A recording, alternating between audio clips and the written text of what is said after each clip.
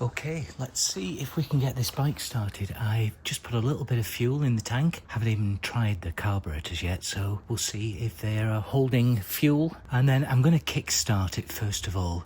This is more like la jambe électrique, so electric leg assist, rather than an electric crank from start. Plus, I'm not sure how strong his battery is. I've been charging it, but we'll see. But no, I'm going to kick-start it first of all, and then maybe later we'll try and start it with the electric starter.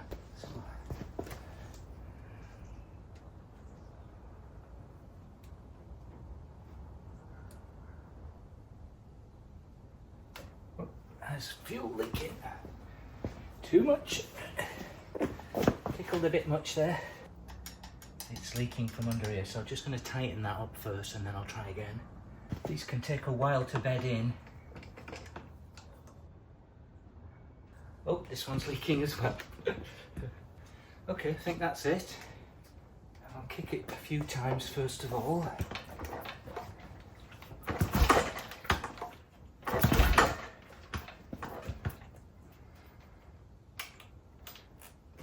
Ignition on.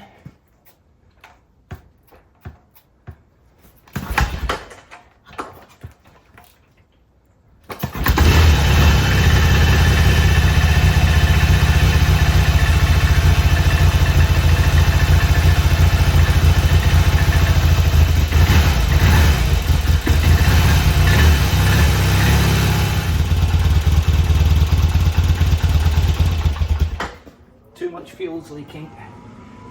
Try that again in a minute.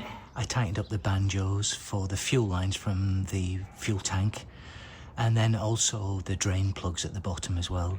They take a little bit to bed in sometimes because they're fresh fibre washers.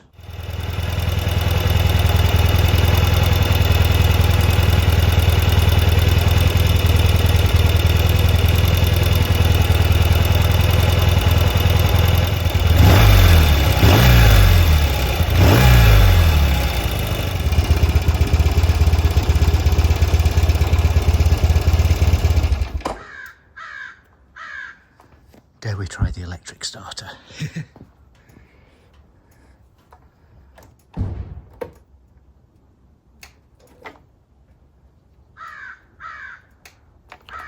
It started raining before I got the chance to ride the bike. So let's see if we can take a look at what's going on with this starter motor. So I've fitted this unit here. It's a great little device here.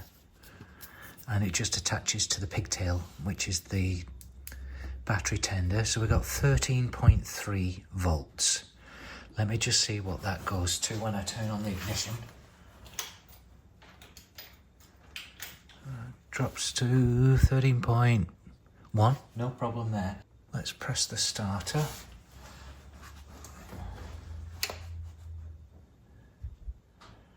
.7, 12.8.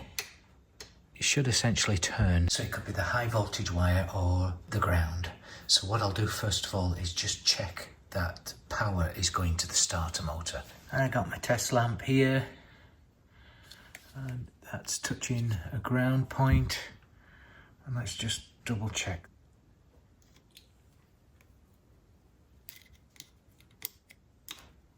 That's why these things are so dangerous. Okay, so we've got power. And let's touch this on here.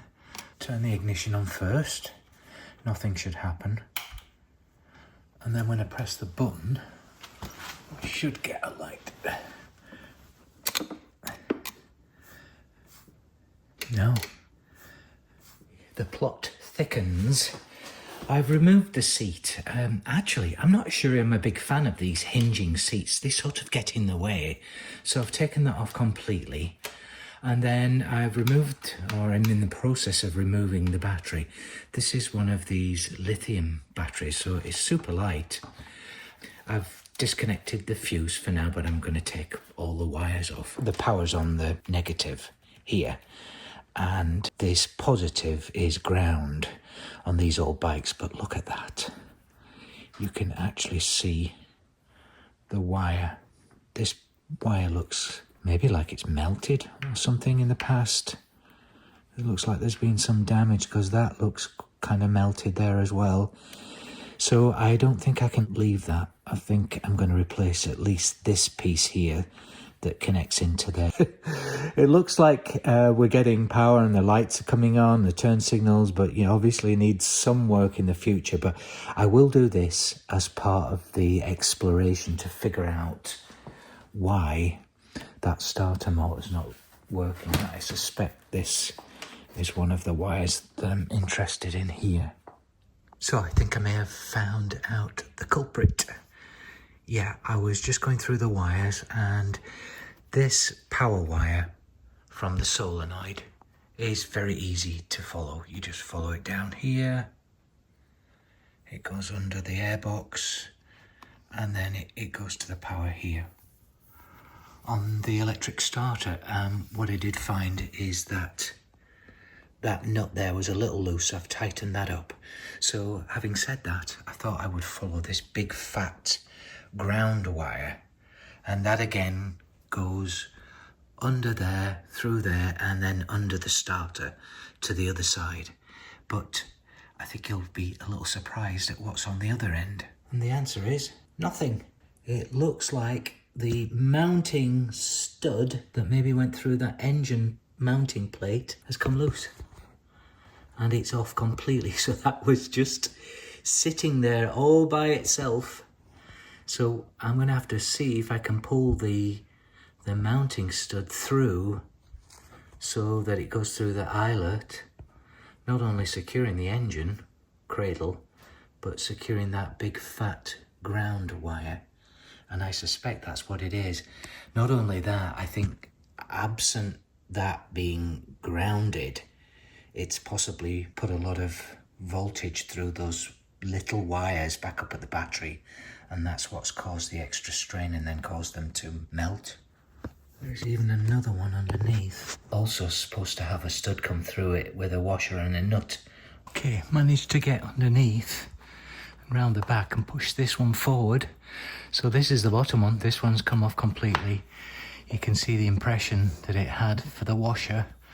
So it looks like the washer and the nut have fallen off this one and the one above. I'm not sure if I can get to the other one yet. I might have to go around the back, the other side. I don't know when that happened. I can see the stud, it's hanging out at this side. I put the scissor jack under the mounting plates and lifted them up just a little bit just to see if I can get in there this time. It just wasn't moving. Oh yes, I think it's coming. Yes, it's moving. Well, it's almost out. I think what I'll do now is see if I can spin it round from the other side. Yeah, I think that got it right. It's out. Good. Oh, that was a bit of a challenge. That's it fitted, along with the other one down there. These were easy. This one was just a little bit more difficult just to get to. Routed the wire back up to the battery. There was an exposed wire, so I've covered that. And then back to the battery box now. I'd like to send a special thanks to Grant Tiller and my friend Jeff as well, actually, for the information about this. But for the Mk3, this was a known issue. And in fact, these red lighter wires should not have been attached to the battery in the first place. Grant even mentions this in his article, is that you cut these wires off, these two wires off, and then just tape them off. But then it seems like maybe a new owner or someone else sees that they're cut and decides to attach them back to the battery.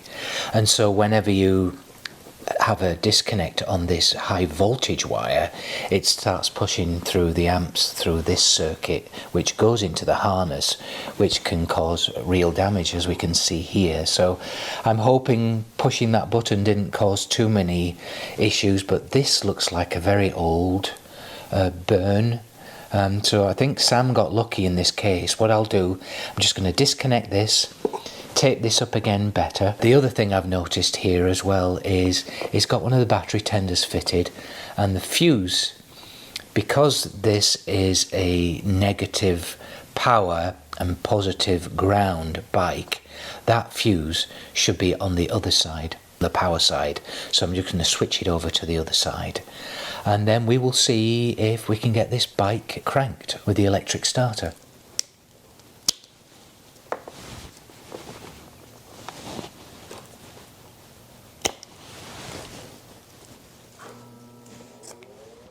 Okay, that's the two lighter wires taped up, and then I fitted the ground to the battery, and then this is the battery tender. I've also fitted a fuse on the power side, and then just put some red tape around the positive ground, and then black tape around the negative power. So the battery can go back in now, put the fuse back in, and then we will see if we can get this bike to crank start using the electric starter.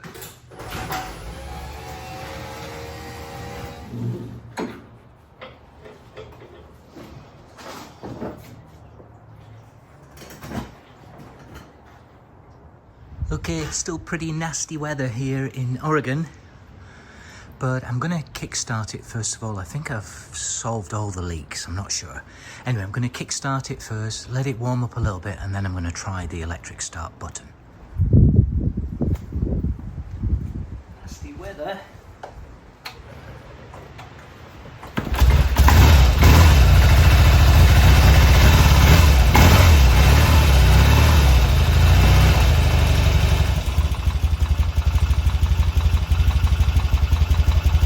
Okay, it's been a few minutes. Let's see if the electric start works.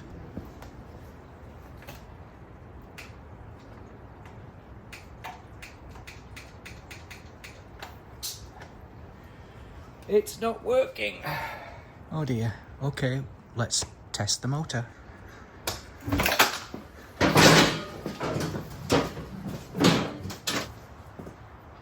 Got my test lamp attached here to the ground. Just going to touch the power pin, the live pin. There's the light, so it's working and we've got power. Nothing here, of course, because there's no ignition turned on. Touching the connection, ignition key on, and then push the starter.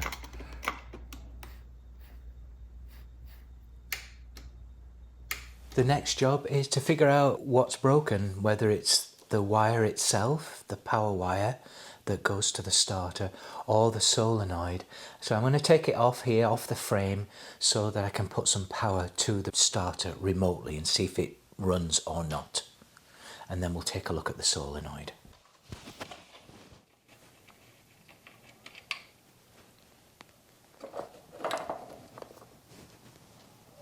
The next step is to check to see if the motor is actually working or not.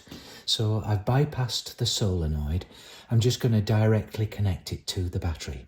So the positive earth ground is already connected. I've got the power wire to the starter here.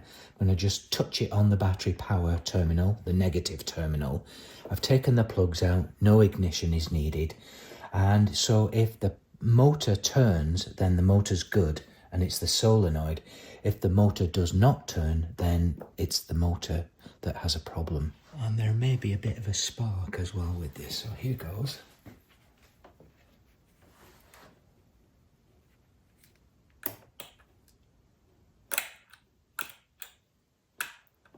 Well, that's not good. Means it's the motor, right? Or the battery. I'll have to check that as well. Just going to try again. I've relocated the ground earth cable to here as the mounting point rather than on the mounting plates for the engine. I think this is the correct place for it. I'm not sure if this is going to work, but it might be a better ground there. I'm going to try this again. If not, I'm going to try some different wires, just to sort of exhaust all possibilities, and then I'll try a different battery, and then we will know for sure that this motor is not working.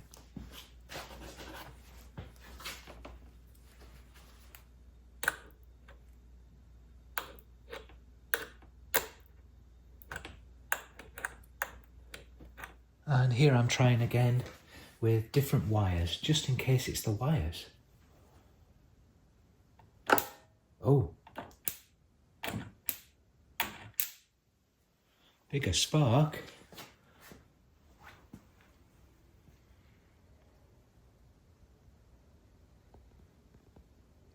swapped the batteries now. This is the one out of my Thruxton. It's a couple of years old, but it still manages to crank my Thruxton, so hopefully it should crank this starter motor.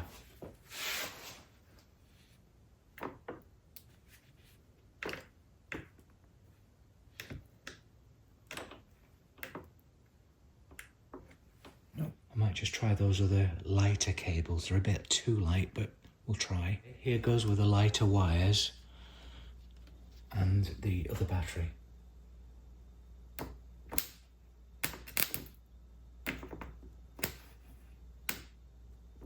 Nope.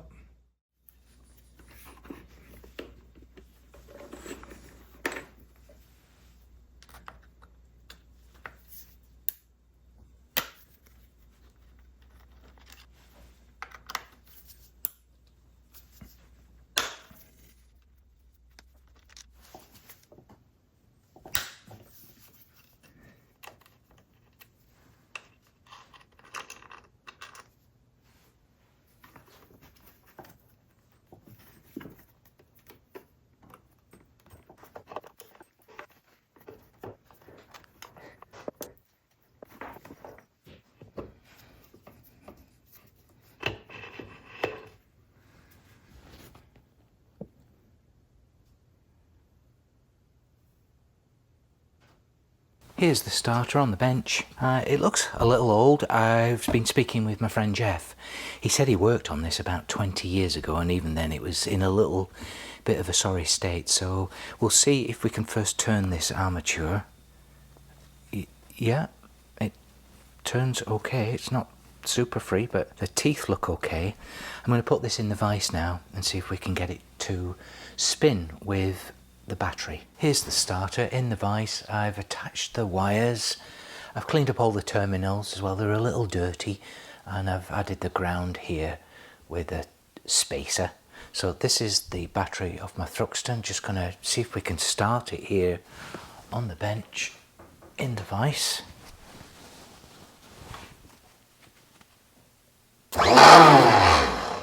Well, that's good news and bad news, right? It may have jammed or something, but that was outstanding.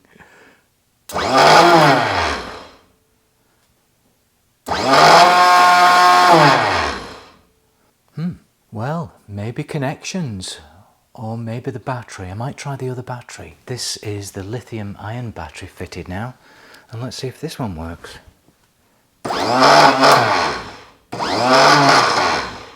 Well, it could be terminals, connections. It could have been the motor that got jammed in the primary mechanism, but that motor seems fine to me. So I'll refit it and give it another shot on the lift.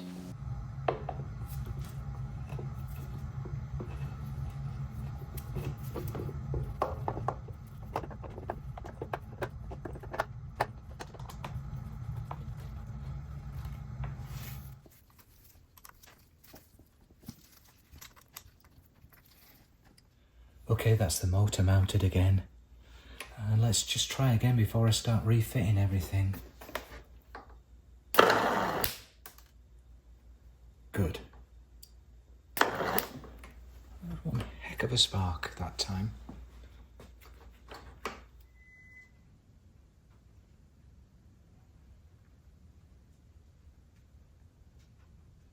I haven't put the side cover or the seat back on and tidy it up yet.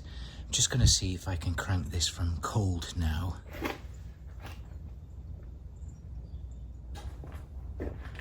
I will give it a couple of cold kicks first of all. Chokes on.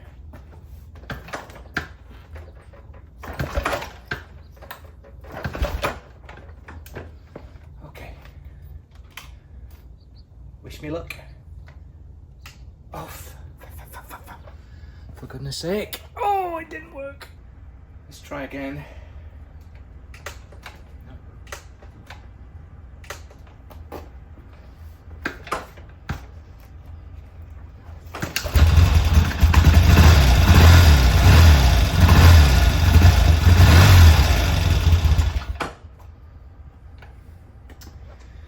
So one thing I didn't test, and that was the solenoid. I mean, it is possible that the solenoid's not working right. I can take that apart in no time. So that might be next.